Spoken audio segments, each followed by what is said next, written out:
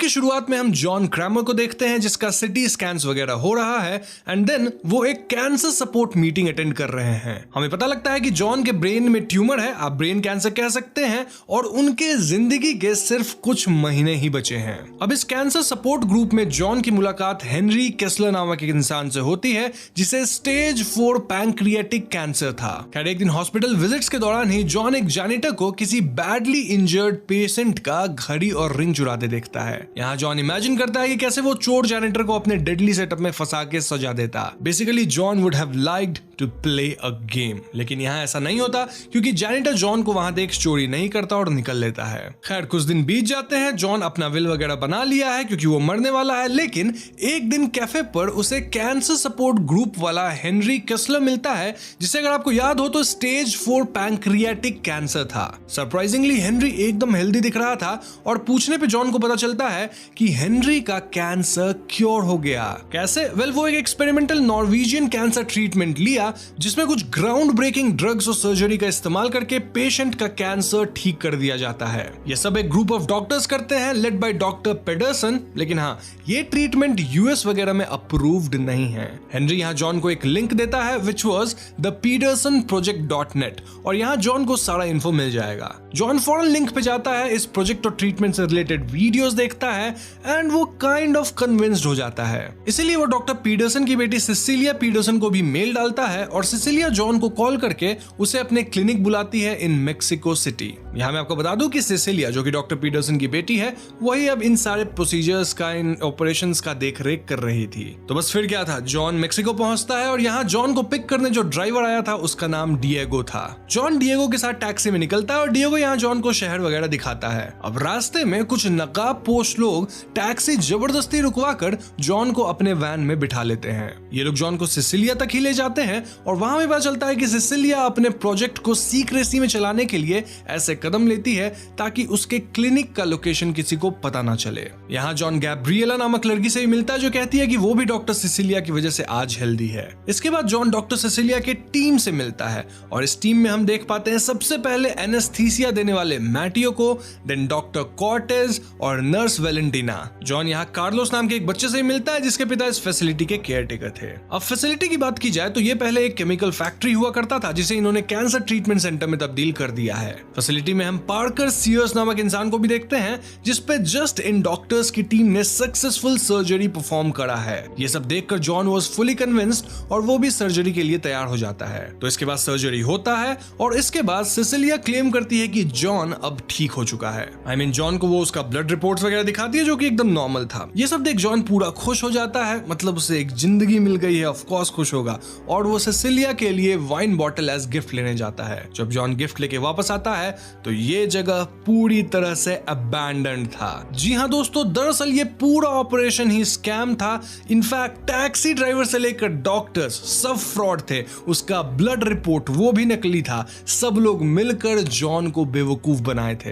Basically ये लोग John को फंसाकर उससे ट्रीटमेंट के बहुत पैसे ले लिए थे। I think $250,000। रुपए में कितने हुए मुझे कमेंट्स में बताना। यहाँ सबसे अजीब बात ये थी कि जॉन की तो कोई सर्जरी वगैरह हुई ही नहीं थी, बस उसे एनेस्थीसिया देके ऐसे प्रिटेंड किया गया कि सर्जरी हुई है, देन ये लोग पैसे लेकर भाग गए। अब इस पॉइंट पे भैया मैं सोच रहा था कि इन लोगों को स्कैम करने के लिए जॉन क्रेमर ही मिला था क्या? मतलब कि अब तो इनका जो हाल होने वाला है वो हम सब जानते हैं। वैसे मैं आपको बता दूं कि फिल्म में जॉन क्रेमर के जितने भी ट्रैप्स हैं, उसका जितना भी सेटअप है, वो मैं डिटेल में एक्सप्लेन नहीं करूंगा क्योंकि एक तो वो देखने वाली चीज है, दूसरी यूट्यूब वीडियो अगर मैं एक्सप्लेन किया उसको एकदम डिटेल में तो डिमोनेटाइज हो जाएगी एंड उड़ भी जाएगी।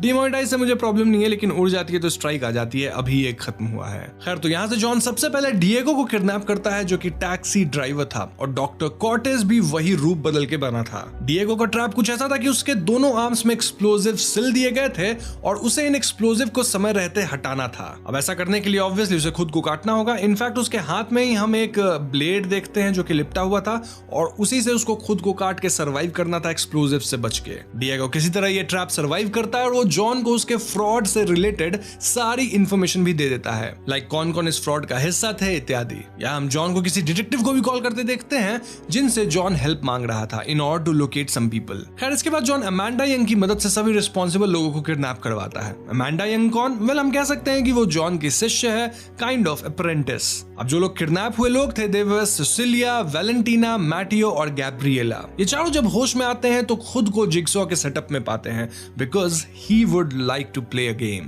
तो पहली बारी वैलेंटीना की थी जिसे एक वायर वाले सॉ से अपना पैर काट के अपने बोन मैरो से जार भर के देन की से खुद को आजाद करना था समय रहते, लेकिन ऑफ कोर्स वो समय रहते ऐसा कर नहीं पाती और मारी जाती है। इसके बाद सिसिलिया वैलेंटीना के अत्रियो को एज अ रोप यूज करके अपने फोन तक पहुंचने की कोशिश करती है। I mean, मैं बता भी नहीं सकता ऐसी चीजें हो रही थी वहां, लेकिन हाँ अमांडा सिसिलिया के नेक कॉलर को टाइट करती है। खैर कहानी में आगे पार्कर की एंट्री होती है। जी हाँ, वही बंदा जो फैसिलिटी पे जॉन को मिला था जिसपे सपोजिटली इन फ्रॉड लोगों ने सक्सेसफुल ऑपरेशन किया था। पार्कर को पता लग गया था कि उसके साथ भी फ्रॉड हुआ है और वो अपना पैसा वापस मांगने आया था। अमांडा पार्कर को बेहोश करके उसे भी रिस्ट्रेन करती है और होश में आने के बाद जॉन उसे ये गेम ऑब्जर्वेशन रूम से एंजॉय करने कहता है। तो अगली बारी मैटियो की थी जिसे अपने सर में ड्रिल करके की निकालना था, लेकिन वो भी समय रहते ऐसा नहीं कर पाता। इसके परिणाम अनुसार उसकी भी मौत हो जाती है। कैसे?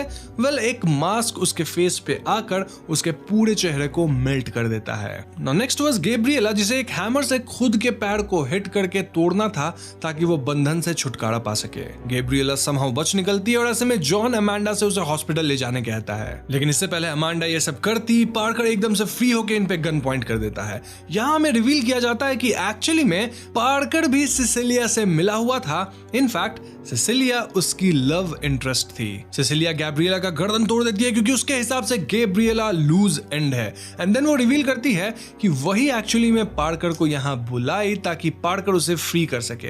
याद है वो फोन ले रही थी, फोन कर चुकी थी वो। इनफैक्ट सिसिलिया को अंदाजा था कि जॉन शायद जिगसॉ है और वो जॉन को उसके ही ट्रैप में मारना चाहती थी। सिसिलिया यहाँ जॉन को खुद से ही चेन करवाती है एंड वो अमांडा को भी ऐसा करने कहती है। तभी सिसिलिया को पता लगता है कि वो बच्चा कार्लोस फैसिलिटी के बाहर है और वो कार्लोस को भी पकड़ के अंदर लाती है। सिसिलिया कार्लोस और जॉन को एक दूसरे के ऑपोजिट चेन कर देती है ताकि जॉन को खुद को बचाने के लिए कार्लोस की आहुति देनी पड़े, यानी कि जॉन को अपने प्रिंसिपल्स पे कॉम्प्रोमाइज करना पड़ेगा बचने के लिए। यहाँ बेसिकली इन दोनों को एक सीसो टाइप सेटअप में लेटा दिया गया था जहां ऊपर नोजल से खून इनके मुंह में गिरेगा। ऑब्वियसली आपके मुंह में बार बार किसी तरह का लिक्विड गिरता रहेगा तो आप उसमें ही चोक करके मारे जाएंगे। जॉन ऑब्वियसली यहाँ कार्लोस को बचाने के लिए खुद को नीचे करता है और ब्लड उस पे गिरता है, वहीं कार्लोस भी सेम कर रहा था, यानी कि ये दोनों एक दूसरे को बचाने की कोशिश में लगे हुए थे। इस सब के दौरान सिसिलिया और पार्कर मेन चैम्बर से ये सब खेल देखने जाते हैं जहां से सब कंट्रोल होता है और सिसिलिया पाती है कि उसका पैसा वाला बैग गायब है। वो जैसे ही पैसा खोजने के लिए एक बैग हटाती है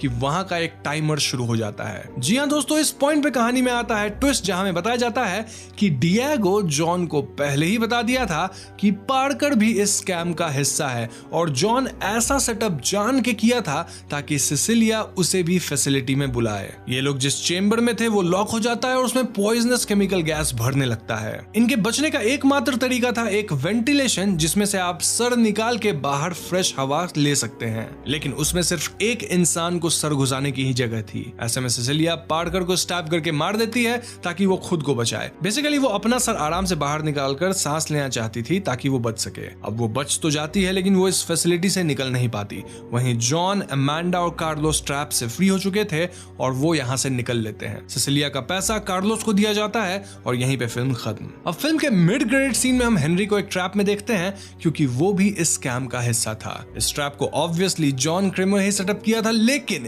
यहाँ हमें मार्क हॉफमैन से भी इंट्रोड्यूस कराया जाता है। अब मार्क कौन? वेल, सॉ सीरीज के फैंस जानते होंगे कि सॉ 3 में वो as a police officer introduce हुआ था, लेकिन आगे चल के भैया यही बनता है सक्सेसर ऑफ जिगसॉ। याद है फिल्म के एक सीन में जॉन किसी को कॉल करता है? वेल, वो मार्क को ही कॉल किया था। अब यहाँ ये तो नहीं दिखाया गया कि सिसिलिया के साथ क्या हुआ, लेकिन हाँ, वो उस कमरे में ट्रैप्ड जरूर है। मे बी वहां से निकल ही नहीं पाएगी, तो ऐसे में बिना खाना पीना के उसकी मौत ही हो जाएगी। लेकिन एक और चांस है कि शायद वो वहां से निकल जाए और सरवाइव कर जाए। अब इसको लेके आप यहाँ अपनी ओपिनियंस और थियरीज कमेंट सेक्शन में बताना कि क्या लगता है, सिसिलिया सरवाइव करेगी या नहीं करेगी। वैसे मुझे लगता है कि सिसिलिया वर्सेस जॉन हमें वापस देखने मिल सकता है, जो कि 100X की सीक्वल, लेकिन 102 या 3 के टाइमलाइन के हिसाब से प्रीक्वल ही रहेगी मोस्टली। तो बस यही थी 100X फिल्म की कहानी, और आपने ध्यान दिया होगा कि कहानी काफी सिंपल सी है, इसलिए मैंने आपको कहानी भी सिंपल वे में समझा दिया है, मिड क्रेडिट सीन को भी एक्सप्लेन कर दिया है। तो उम्मीद करता हूं आपको ये एक्सप्लेनेशन पसंद आई होगी। अगर पसंद आई है तो वीडियो को लाइक और शेयर करें, साथ ही चैनल पे नए हैं तो हमें सब्सक्राइब भी कीजिएगा,